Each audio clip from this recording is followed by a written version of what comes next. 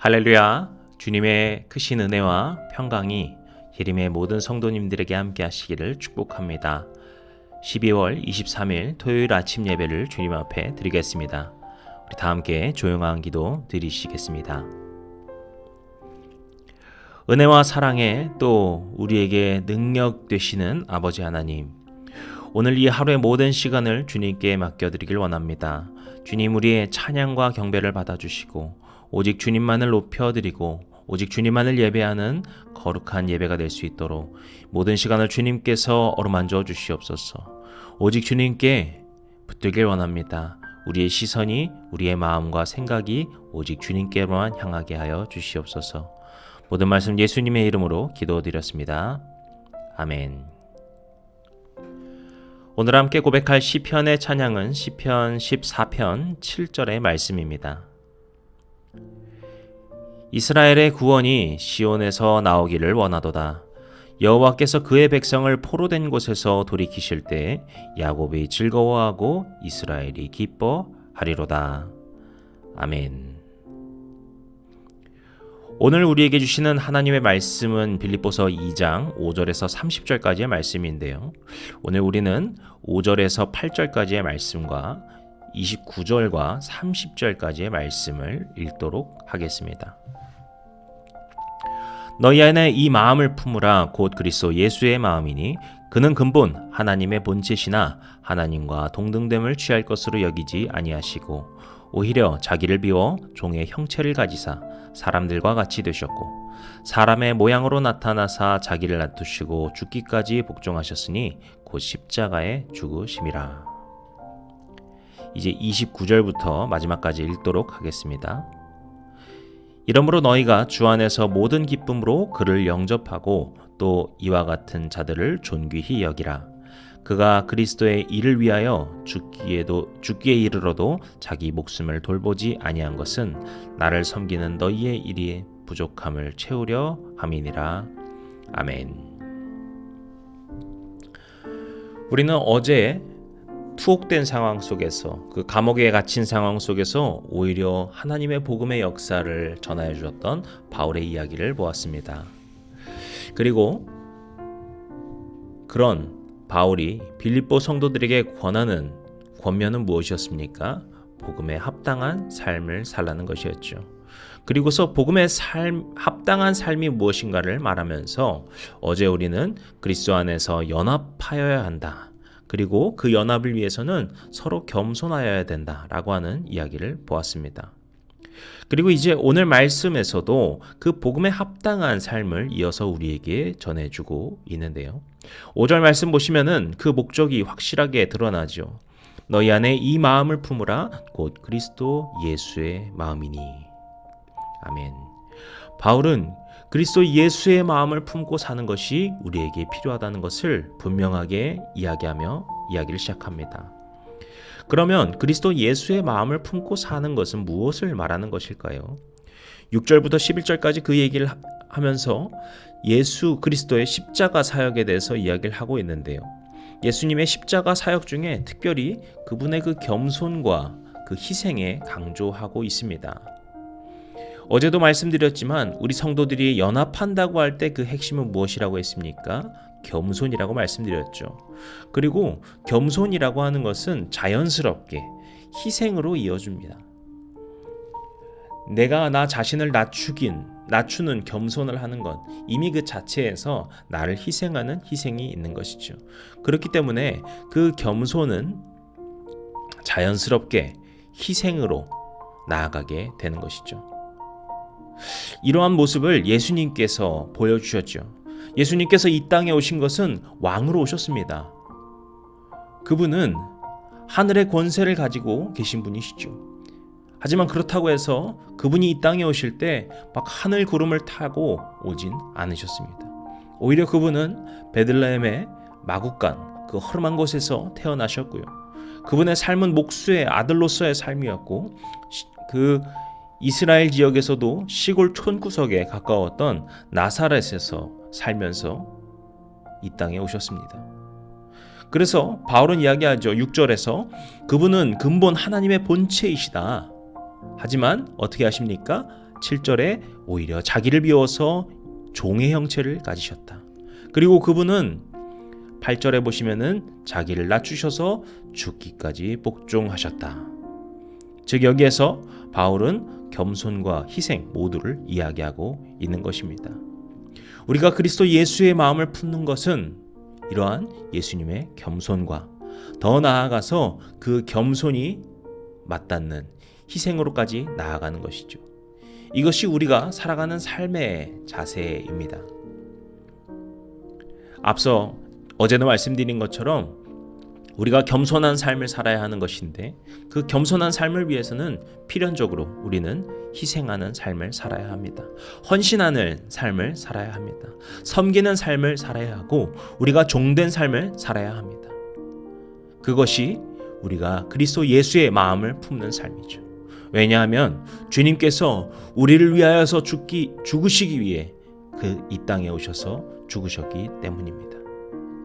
오늘 우리가 살아가면서 단순히 내가 친한 사람, 내가 아는 사람, 좋아하는 사람에게 희생하는 것이 아니라 내가 속한 모든 자리 가운데에서 주님의 마음을 품고 희생하며 섬기는 마음으로 살아가시는 거룩하고 복된 우리 모든 성도님들 되시기를 주님의 이름으로 축복합니다.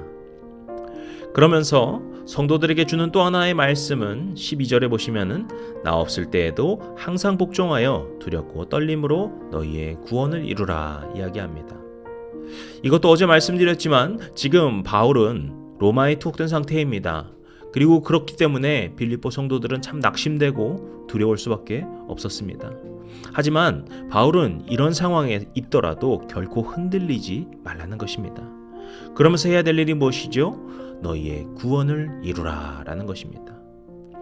근데 너희의 구원을 이루라는 것이 무슨 의미일까요? 뭔가 우리가 열심히 해서 뭔가 구원을 얻어내야 한다는 말일까요? 만약에 열심히 해서 구원을 얻어내야 한다는 말이면요, 이것은 바울의 신학과도 맞지 않고요, 우리 기독교 신앙과도 맞지 않습니다.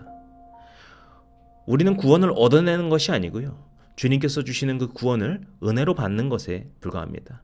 그렇기 때문에 바울이 말하는 것은 이런 의미가 아닐 것입니다. 그러면 무슨 의미인가? 13절에 가면 그 의미를 조금 더 상세히 볼 수 있는데요. 너희 안에서 행하시는 이는 하나님이시다 이렇게 이야기합니다. 즉 구원을 이룬다는 것은 무엇입니까? 우리 안에서 행하시는 하나님께 순종하는 것입니다. 항상 복종하고 두렵고 떨림으로 라고 하는 것은 그렇게 하나님 앞에 순종하는 마음, 또 주님께 그 경외하는 마음을 가지고서 나아가야 한다라는 것이죠. 앞서 이야기한 그 겸손하여지는 것, 그렇게 희생하는 삶을 사는 것은 내가 수련을 해서 내가 뭔가 득도해서 얻는 것이 아니라 오직 우리 안에 살아계신 주님께 순종하고 주님을 두려워하는 마음으로, 복종하는 마음으로, 떨리는 마음으로 오직 주님께서 내 안에서 행하시도록 주님께 내려놓는 것입니다. 우리가 그런 마음으로 살아갈 때 우리의 삶의 모든 순간 가운데 하나님의 역사를 경험하게 될 줄로 믿습니다. 그렇게 복음에 합당한 삶으로 주님께서 우리를 인도하여 주실 줄로 믿습니다. 그리고 우리가 그렇게 살아갈 때는 우리의 선한 모습이 우리의 표면 가운데 드러나게 됩니다. 14절 보시면은 모든 일을 원망과 시비가 없게 한다라고 하죠. 이것은 믿음의 형제 자매 또 우리 주변의 이웃들과 평안한 관계로 살아갈 수 있음을 이야기합니다. 15절 어그러지고 거스르는 세대 가운데에서 흠없는 자녀로, 우리 주변의 환경이 좋아져서 흠없이 살 수 있는 것이 아니라 어그러지고 거스르는 세대 가운데에서도 흠없는 자녀로 살 수 있는 놀라운 역사가 있다는 것이죠. 그리고서 17절 18절에 어떻게 말합니까? 기뻐하라 이야기합니다. 이 기뻐한다는 것은 우리 그리스도인에게 드러나는 가장 아름다운 성품 중 하나인 줄로 믿습니다. 이런 아름다운 성품과 모습과 관계로 무장하게 되는 우리 백성들의 삶이 어떻게 이루어집니까? 오직 주님의 역사를 경험할 때, 내 안에서 주님께서 역사하시도록 주님께 우리의 자리를 내어놓을 때 이루어지는 것이죠. 오늘 우리도 이러한 믿음의 성장을 가지고서 품고서 주님의 성품을 담길 원합니다. 주님의 마음으로 채우길 원합니다. 우리를 비우고 오직 주님으로 채우게 하여 주시옵소서. 그런 고백이 있으시기를 원합니다. 근데 그리고서 이후에 19절을 보시게 되면은 성도들에게 이제 한 가지 요청을 합니다. 그것은 디모데를 자신에게 보내달라는 것입니다. 지금 디모데가 이 빌립보에 있다라는 것을 알 수 있고요. 그리고 바울이 디모데를 로마로 요청하고 있다는 것을 알 수 있습니다. 그리고서 이후에 말하는 것은 이 디모데가 얼마나 좋은 사람인지를 이야기하거든요. 21절 보시면은 다른 사람들의 모습, 그러니까 자기의 일을 구하고 예수의 일을 구하지 않는 그런 사람들과 달리 디모데는 어떻게 합니까? 22절에 연단받은 사람이었다 이야기를 합니다. 디모데가 바울과 함께하며 고생하고 그렇게 겪었던 모든 일들, 빌립보 교회를 위하여서 헌신하고 수고했던 그 모든 것들에 대해서 이야기하고 있는 것이죠. 그런데 이것은 좀 모순적이에요. 바울이 디모데를 보내달라고 하면서 그 귀한 사람을 보내달라는 것이거든요. 근데 이렇게 소중한 사람을 아무리 바울이라고 해도 흔쾌히 보내기는 어려울 것 같기 때문입니다. 그런데 바울은 또 다른 대안을 주죠. 지금 이 편지를 전달하고 있는 바로 에바브로디도입니다. 25절에서 에바브로디도를 보내겠다 이야기하죠. 그에 대해서 어떻게 설명합니까? 그는 나의 형제요, 함께 수고하고 함께 군사된 자요, 너희 사자를 내가 쓸 것을 돕는 자라. 그가 너희 무리를 간절히 사모하고 자기가 병든 것을 너희가 들은 줄을 알고 심히 근심한지라. 바울은 어떤 이유에서든지 빌립보에서 열심히 섬겨왔던 그 디모데를 필요로 했습니다. 하지만 그들에게도 대안 없이, 지도자 없이 있는 것이 아니라 또 그들이 잘 알고 있는 또 다른 사람 에바브로디도를 보낸다라는 것입니다. 여기에는 두 가지가 있습니다. 하나는 빌립보 성도들의 헌신, 희생을 요구하는 것이기도 합니다. 앞서 쭉 이야기했던 그 겸손과 헌신과 섬김과 희생이라고 하는 그 키워드를 지금 바로 여러분들이 실천하십시오. 그 실천에 가장 중요한 것이, 가장 필요한 것이 무엇입니까? 여러분이 사랑에 맞이하는 그 디모데를 이제 저에게 보내달라는 것이죠. 하지만 그렇다고 해서 바울은 빌립보 성도들을 시험 들게 하는 것이 아니라 오히려 그들을 사모하고 있는, 또 그들에게 정말 합당한 사람, 바로 에바브로디도를 보내서 여러분의 동역자가 될 것을 이야기하고 있는 것입니다. 이렇게 우리가 주님 안에서 합력하여서 아름다운 선을 이루어갈 수 있도록 바울이 노력하고 있는 것을 볼 수 있고, 주님께서 그렇게 이루어가고 계심을 볼 수 있는 것입니다. 오늘 우리의 삶에도 주님께서 그렇게 함께 하시고 역사하시고 우리를 만져주시고 인도하실 줄로 믿습니다. 오늘 해림의 모든 성도님들께서도 바로 그러한 주님을 믿음으로 나아가시고 그렇게 주님과 함께 동행하시는 거룩하고 복된 매일의 삶이 되시기를 주님의 이름으로 간절히 축복합니다. 기도하시겠습니다. 오늘도 우리에게 말씀하여 주시고 우리에게 새 힘 허락하여 주시는 아버지 하나님, 주님의 말씀을 우리가 붙들고 우리가 그것을 실천하는 삶이 되도록 도와주시옵소서. 오늘 주신 말씀들 하나하나 우리가 다시금 묵상하고 그것을 우리가 마음에 깊이 순종하며 받아서 우리의 삶 가운데 오직 주님만을 높여드리는 삶이 될 수 있도록 주님 우리를 축복 가운데로 인도하여 주시옵소서. 우리의 하루 가운데 모든 시간들 주님께 맡겨드립니다. 주님, 우리를 오직 주님의 마음으로 가득 채워주시옵소서. 모든 말씀 예수님의 이름으로 기도드렸습니다. 아멘. 이제 우리 주기도문 함께 드리시고 오늘 예배를 마치도록 하겠습니다. 하늘에 계신 우리 아버지여, 이름이 거룩히 여김을 받으시오며 나라의 임하옵시며 뜻이 하늘에서 이룬 것 같이 땅에서도 이루어지이다. 오늘날 우리에게 일용할 양식을 주옵시고 우리가 우리에게 죄진 자를 사하여 준 것 같이 우리 죄를 사하여 주옵시고 우리를 시험에 들게 하지 마옵시고 다만 악에서 구하옵소서.